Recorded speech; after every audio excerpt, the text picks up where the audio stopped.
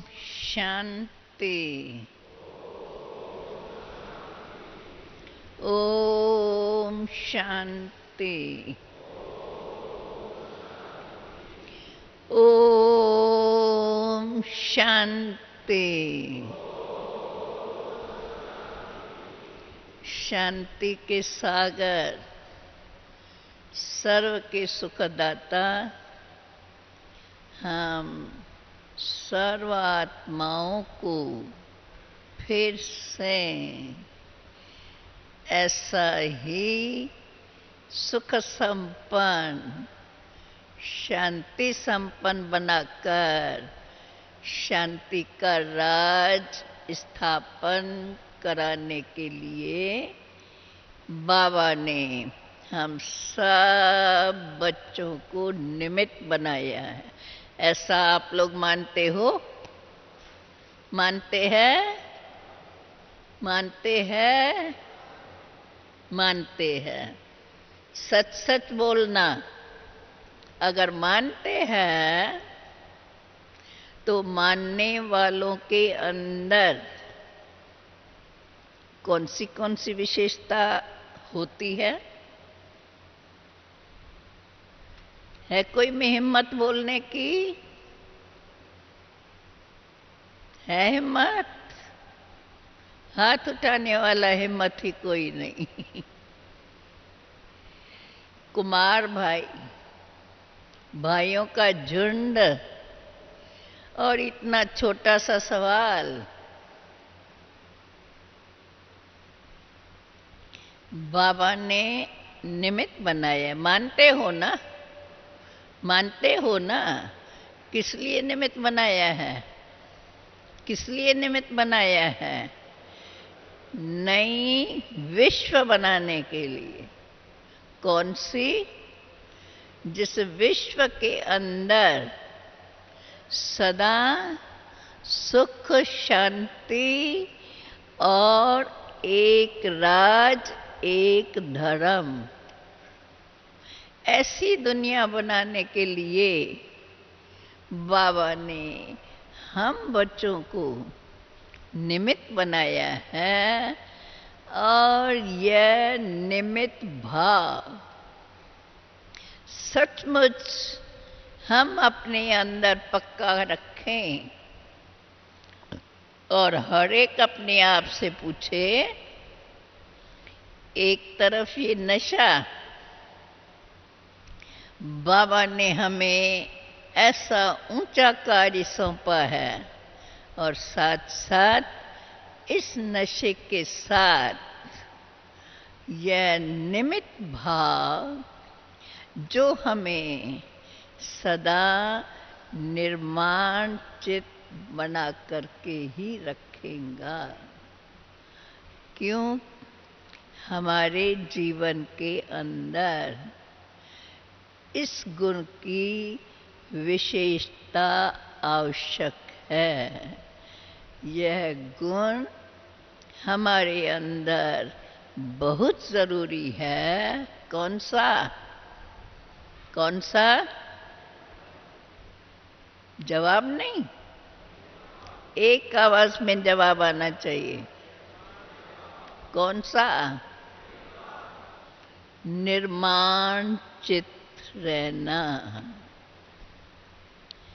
निर्माण भाव हमें कभी भी कोई भी बात में उदास होने नहीं देगा। यह सदा याद रहे। अगर हमें उदासी से बचना है, हम उदास न रहें, हमारे अंदर सदा निर्माणता का गुण जागृत रहे। निर्माणता हमें कोई पीछे नहीं हटाएंगी।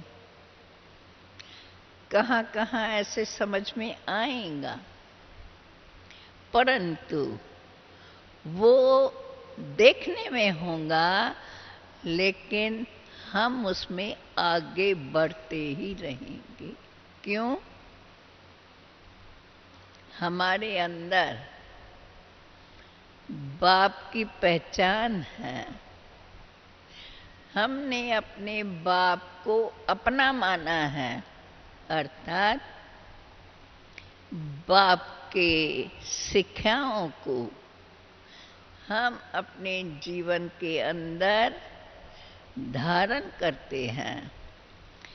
यह अगर हमारे में क्षमता है और सचमुच हम बाबा की शिक्षाओं को जीवन में धारण कर रहे हैं, तो वह धारणा हमारे अंदर यह निर्माणता का गुण जरूर जागृत करती है।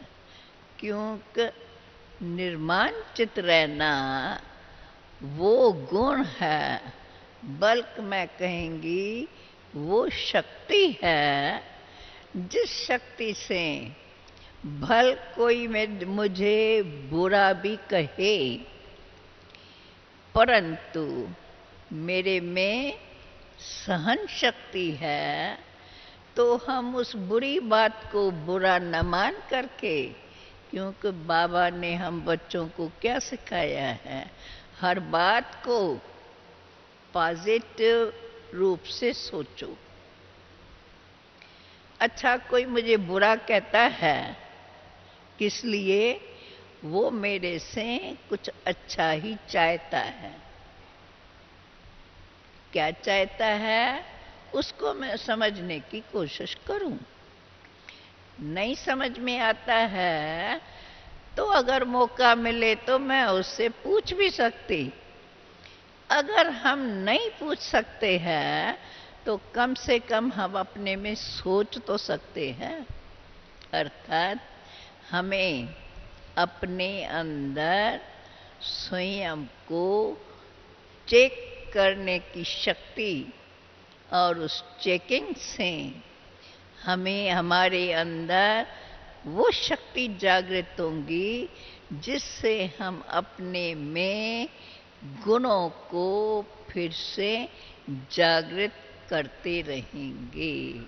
और यही विशेष शक्ति हम आत्माओं को धारण करने की आवश्यकता है, क्योंकि इस समय के अनुसार, दुनिया के वातावरण के अनुसार इस शक्ति की बहुत ज़रूरत है। कोई अच्छा बोले या बुरा बोले, अच्छा सुन करके भी हम बहुत खुश न हो, बुरा सुन करके भी हम दुखी न हो। क्यों? अगर हम दुखी होते हैं बुरा सुन के, तो ज़रूर अच्छा सुन करके खुश होंगे। तो खुशी और दुख दोनों में हम बदलते रहेंगे। बदलते रहना माना आखिर हम कहाँ पहुंचेंगे? सोच लो। ये सब बातें बाबा हमें क्यों बोलते हैं? बच्चे, जो बाप के महावाक्य है उस पर मनन करो। देखो, भगवानो वाचा, आज भी हम वही महावाक्य पढ़ते हैं, सुनते हैं, सुनाते हैं, जो हम शुरू से सुनते आ रहे हैं। और आप समझते हो, जब हम मुरली पढ़ते होंगे तो हमें याद तो आता होगा कि हमने ये सुना है। आता होगा याद? आता होगा। फिर भी हम पढ़ते हैं, और हम जब सुनाते हैं आपको, तो आपको लगता है कि हमने पहले पढ़ा है। क्यों? हमें लगता है भगवानो वाचा, भगवानो वाचा के अंदर हर हमेशा नवीनता होती ही है। भले शब्द वो ही होंगे, पर समय समय पर उसका अर्थ अलग अलग होगा। जैसा समय वैसा उसका अर्थ। ये समझना, उसको समझ करके ऐसा मानना और मान करके ऐसा धारण करना, बस अगर इस बात को हमने अच्छी रीत से समझ लिया और इसी गुण को निर्मांचित रहना, सर्व के प्रति समभावना, अर्थात हम सब एक बाप के बच्चे हैं, हर एक अपने अपने कर्मों के अनुसार अपना अपना हिसाब किताब जीवन में चुकतुबी कर रहा है और नई नई शिक्षा धारण करके उसमें आगे भी बढ़ रहा है। इसलिए हर एक आगे भी बढ़ता है और किस किस के सामने कोई न कोई बातें आती है तो कभी कभी कोई बात में अटक भी जाता है, लेकिन उसको अटका हुआ देख करके हम उस पर घृणा करें या उसके लिए नफरत करें या उसके लिए हम कुछ सोचें या बोलें, हमें किसके लिए बुरा बोलने की आवश्यकता नहीं। हम अपने मुख से कभी भी किसके प्रति कोई बुरा शब्द न बोलें, ऐसा सदा हम स्वयं अपनी ज़ुबान पर कंट्रोल तो रख सकते हैं ना। इतना तो हमारे अंदर स्वयं के प्रति कंट्रोलिंग पावर होना ज़रूरी है कि जो बात मेरे योग्य है, मुझे समझनी है, समझ में आती है तो ठीक है, अगर नहीं समझ में आती है तो हम समझने की कोशिश करें। ऐसा तो नहीं है कि सब बातें कोई एक समय ही समझ में आ जाती है। देखो बाबा हमें कितने वर्षों से पढ़ाई पढ़ा रहे हैं, फिर पढ़ा रहे हैं, हम फिर पढ़ रहे हैं। आप विश्वास करेंगे हम वो ही मुरली पढ़ती है, परंतु जब जब पढ़ती है कोई न कोई उसके अंदर नई बात हमको नजर जरूर आती है।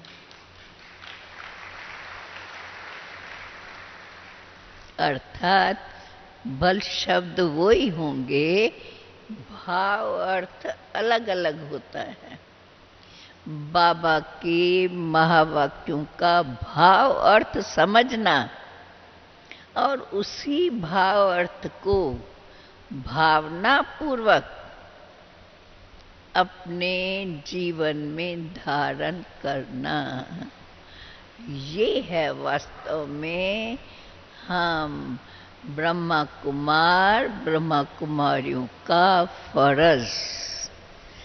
बाबा ने हम बच्चों को यही शिक्षा दी है कि हमें हर एक से गुण उठाना है। हर एक को गुण को देखने से हमारे अंदर गुणों का विकास होगा। अगर कोई की भी गलती को हम मार्क करते हैं तो क्या पता वो गलती कभी हमारे से भी हो सकती है। ऐसा हम नहीं कहेंगे हम कभी गलती नहीं कर सकते, कभी भी किससे कोई गलती हो सकती है। क्यों? अभी तक तो हम बन रहे हैं, संपूर्ण तो नहीं बने हैं ना। बने हैं संपूर्ण? बने हैं? बनना है, बनना है ना, तो संपूर्णता की का वर्णन करें। सर्वगुण संपन्न, 16 कला संपूर्ण, संपूर्ण निर्विकारी।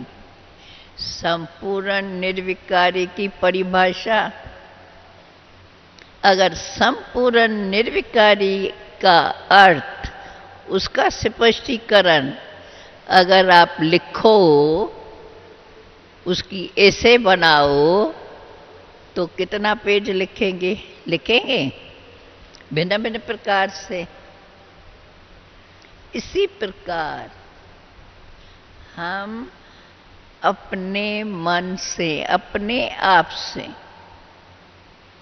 ऐसी बातें करें, बाबा के महावाक्य सुनकर कुछ कुछ ऐसे महावाक्य, उसको हम अपने पास अंडरलाइन कर दें, और अंडरलाइन करके दिन भर में चाहे समय मिले तो उसको निकाल कर देखें, पढ़ें। अगर समय वो नहीं मिलता है तो भी अंडरलाइन जिस बात को एक बार किया, उस पर अटेंशन तो जाएगा ना। ऐसे हम अपने में एक अभ्यास डालें कि जो भी हम बाबा के महावाक्य सुनते हैं, उन महावाक्यों में कोई न कोई विशेष बाबा के महावाक्य हम अपने अंदर अंडरलाइन करें। चाहे नोटबुक में लिखें, चाहे अपने अंदर अंडरलाइन करें।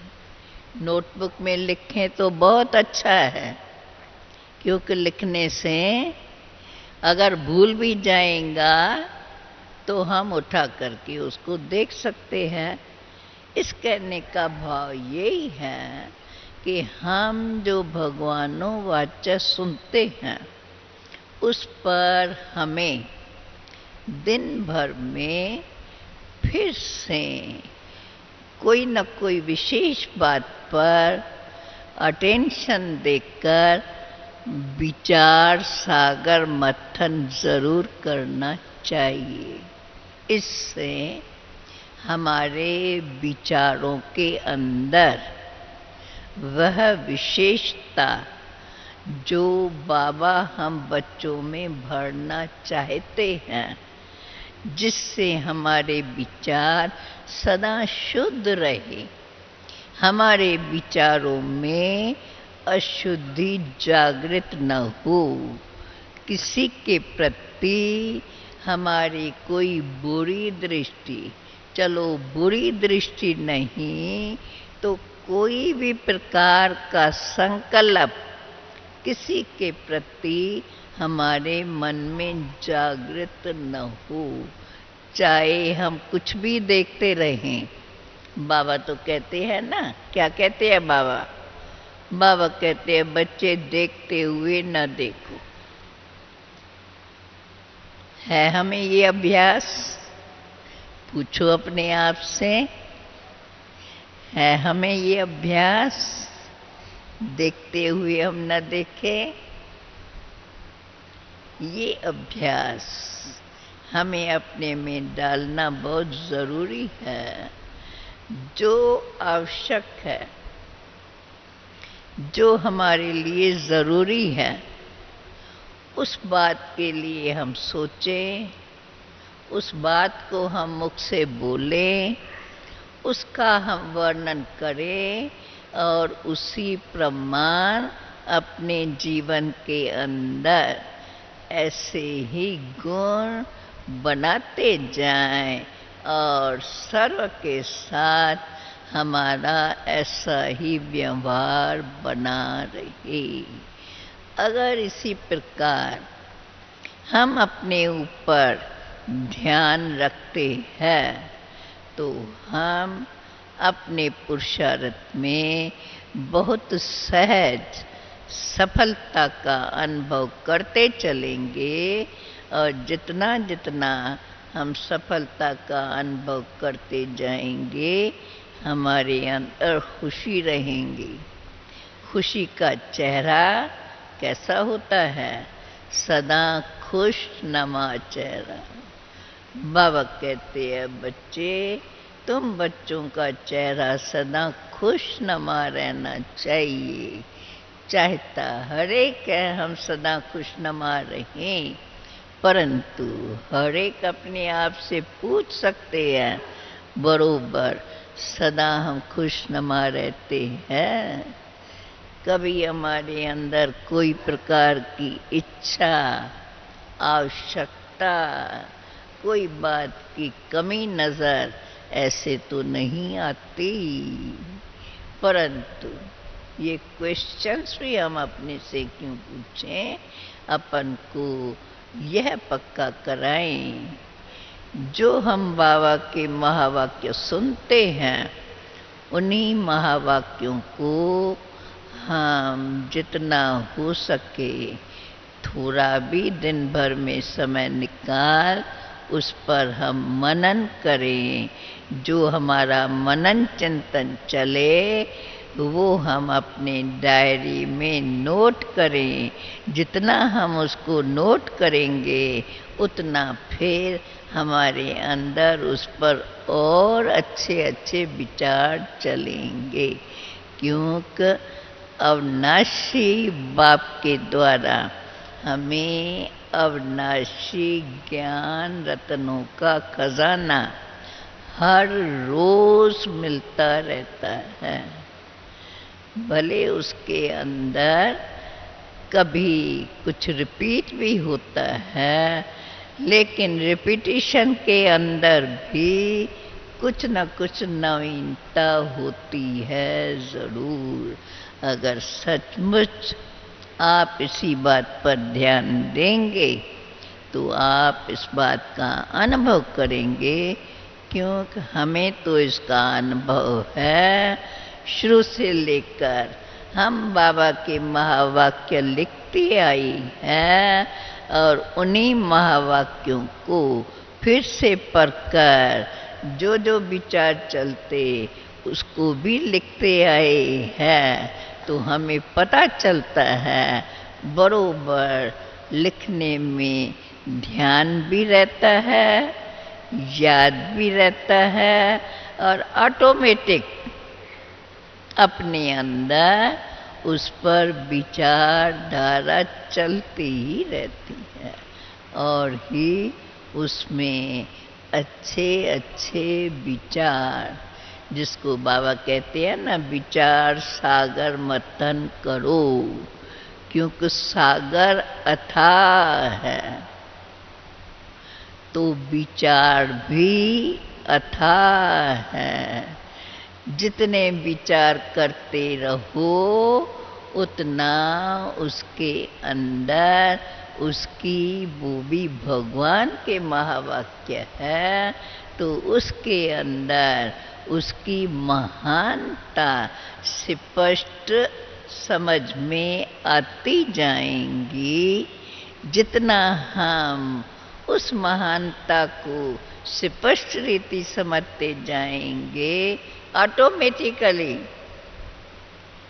वो महानता हमारे अंदर जागृत होती रहेगी। ये भी एक नेचुरल है। देखो पढ़ाई में ध्यान क्यों देते हैं? पढ़ाई में ध्यान इसलिए देते हैं कि जितना हम पढ़ाई में ध्यान देंगे पढ़ाई हमारी बुद्धि में रहेंगी। जब एग्ज़ाम होगा, कैसा भी क्वेश्चन मिलेगा तो हम उसमें जवाब अच्छा लिख सकेंगे। इसी प्रकार से कैसी भी हमारे सामने परिस्थिति आती रहेंगी, क्योंकि दुनिया तो बदलती जाती है। आज की दुनिया और कुछ समय पहले की दुनिया है न, दुनिया में परिवर्तन कितना परिवर्तन है। कहेंगे बहुत बड़ा परिवर्तन है परिवर्तन या नहीं?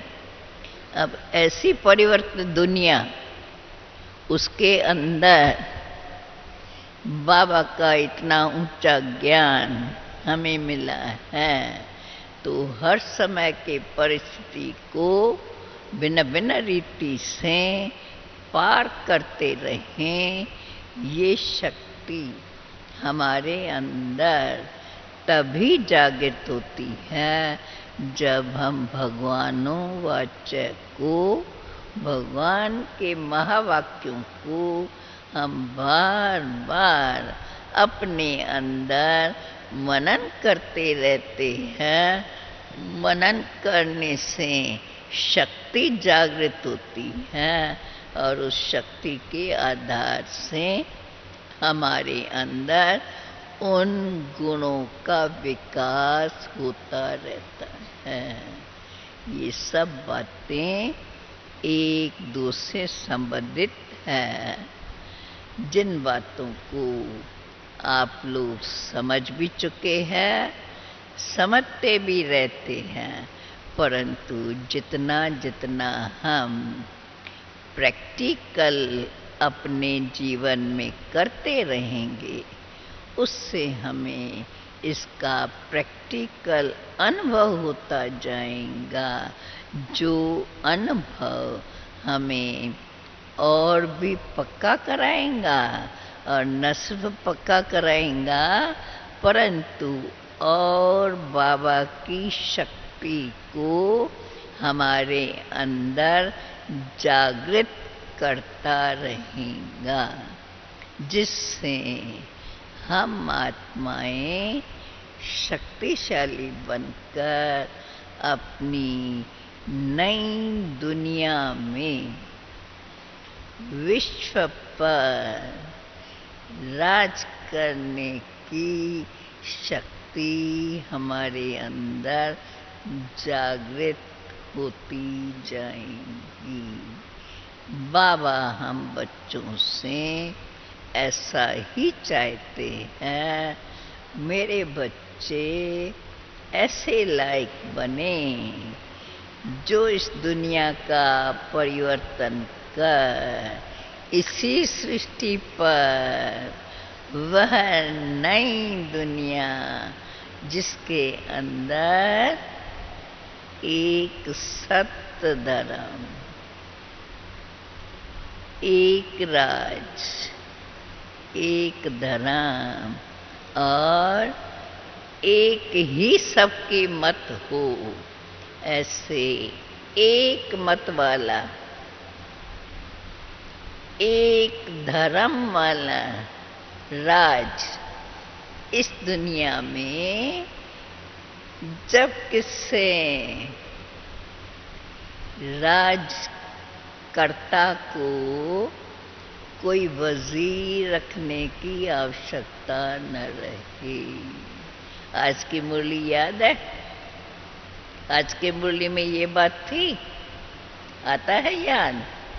आता है कि सत्य के अंदर राजकर्ता को कोई राय लेने की आवश्यकता नहीं रहती, कोई वजीर की दरकार नहीं, क्योंकि राज अधिकारी है, विश्व राज्य अधिकारी, उसके अंदर वो शक्ति रहती है। हर कार्य ऐसे ही कहें निश्चित बना हुआ ड्रामा अपने नियम अनुसार चलता रहता है, उसको पूर्ण रूप से समझ करके स्वयं भी चलते हैं और कार्य भी चलता जाता है, जो कार्य भी बड़ा निर्विघ्न चलता है, जिस कारण राज के अंदर सदा सुख शांति संपन्न रहता है। ऐसा संपन्नता का राज, सुख शांति संपन्न राज स्थापन करने के लिए बाबा ने हम बच्चों को सुख शांति स्वरूप बना दिया है। हमें इस बात का पूरा पूरा ध्यान रखना है। हम सदा बाप की याद में रहते, अंदर ये महसूस करें,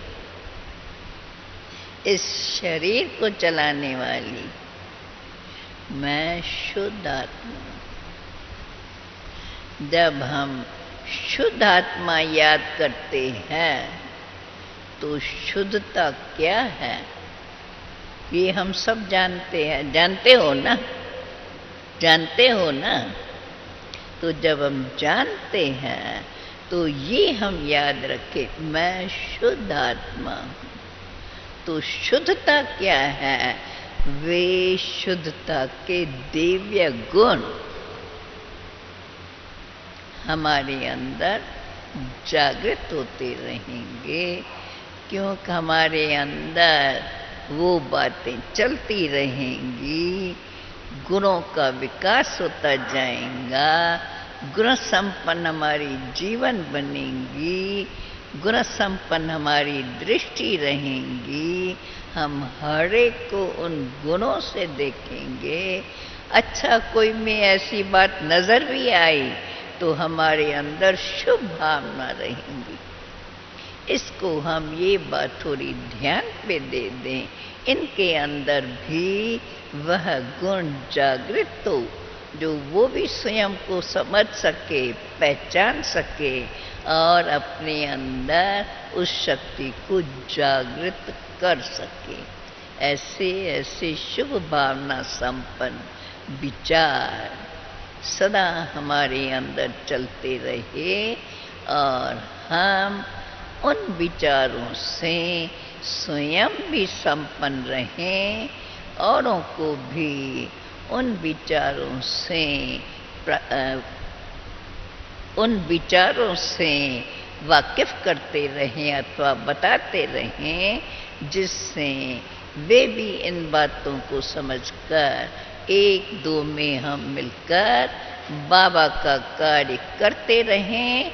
और आखिर ये तो बाबा ने बताया ही है, कार्य तो बाबा का संपन्न होना ही है। ईश्वर का कार्य कहा जाता है ना, ईश्वर का कार्य ईश्वर ही जाने। जब वो ही हमसे करा रहे हैं, हमें वो जानकारी दे रहे हैं, हमें वो जानकार बना करके और ऐसा ही करा रहे हैं, हम उन बातों को स्वीकार करके स्वयं को उन बातों में संपन्न बनाने का पूरा पूरा पुरुषार्थ करते रहें। इन्हीं शब्दों के साथ आज हम सबके अंदर यह निर्माणता का गुण बड़ा जरूरी है। सर्व के प्रति समान भाव, अर्थात यही भावना मानते हैं हम सब एक बाप के बच्चे। लेकिन संगठन है, संगठन में सब एक समान तो हो नहीं सकते। संगठन में वैरायटी तो होती है, और ये भी हम जानते हैं अनेक जन्मों के संस्कार हम सबके अंदर भरे हुए हैं। और अब बाबा ने हमारे अंदर वह शक्ति जागृत की है, वह नॉलेज हमें दी है, जिससे हम उन्हीं संस्कारों को जो हमारे प्राचीन आदि सनातन संस्कार थे, फिर से उन्हीं संस्कारों को समझकर, जानकर अपने में जागृत करते जाएं, जिस कारण बाबा ने हमें वो नॉलेज इतनी स्पष्ट और इतने वर्षों से हमें देते ही आए हैं। हम भी सुनते रहते हैं, सुन कर के उस पर हम पूरी रीति से मनन करते रहें। मनन करने के साथ साथ जो जो उस पर हमारा मंथन चलता है उसको हम थोड़ा थोड़ा थोड़े शब्दों में अपने पास नोट करते जाएं, तो वो हमारे अंदर शक्ति वृद्धि को पाती जाएंगी। और हम दिन प्रतिदिन जो बाप हम बच्चों से चाहते हैं वो हम अपने जीवन के अंदर अनुभव करके बाप के सामने रख सकेंगे। ऐसी हम स्वयं के अंदर शुभ भावनाएं जागृत रखते, ऐसा ही स्वयं से करते रहें। जैसे हम लोगों ने अपना ये नियम बनाया है, सवेरे उठना, बाबा की मुरली सुनना और फिर जाकर के कार्य में लगना। शरीर निर्वाह कार्य तो करना ही है। इसी प्रकार से ये बातें भी, ये तो मन के अंदर विचार करते रहना, वो तो ऑटोमेटिकली कोई भी बात अच्छी लगती है, ऑटोमेटिक चलती रहती है। और ये तो बातें बाबा ने इतनी हमें अच्छी बता दी है जो चलती रहनी चाहिए और चलती भी होंगी। केवल उसको हम अपने अंदर उसी अपनी रेगुलरिटी को कायम रखने का पूरा पूरा अपने में ध्यान रखते हैं। इन्हीं शब्दों के साथ आप सब बड़ी शांतिपूर्वक बैठे हैं और सुन रहे हैं। और मैं समझती हूँ ये बातें हम सबके लिए बहुत ज़रूरी है। समय समय पर आपस में भी हम एक दो से मिलकर के इन बातों को अगर हम आपस में चर्चा करते हैं, ये चर्चा भी हमको बड़ी मदद करती है। शुरू में बाबा ने हमें, आप लोग जानते हैं, हिस्ट्रियाँ सुनी होंगी, तो कैसे हम शुरू में कोई सेवाओं में नहीं जाते थे, बाबा के संग ही रहते थे, परंतु उसके अंदर ये हमारा चिंतन हमारे सामने रहता था। जो बाबा ने सुनाया उसको सुनना, आपस में वर्णन करना और उन्हीं बातों को फिर आपस में रिवाइज करके एक दो को पक्का कराते रहना। हमारा आपस में वही चिंतन, वही बोल, ऐसे ही हम करते रहें। बाकी तो अब बाबा ने गृहस्थ व्यवहार में रहते ये कार्य करते रहो, वो भी शक्ति दी है। और आप में कई ऐसे हैं जो इसका सैंपल भी हैं। बाकी तो शायद आज मेजॉरिटी कुमार है, अदर कुमार भी है। इसलिए इन बातों को तो आप समझ चुके हैं, समझ रहे हैं, और इससे कितना फ़ायदा है और हो सकता है, ये सब समझने वाले जितना हम करेंगे, कहा जाता है जैसे हम करेंगे हमको देखकर और करते रहेंगे।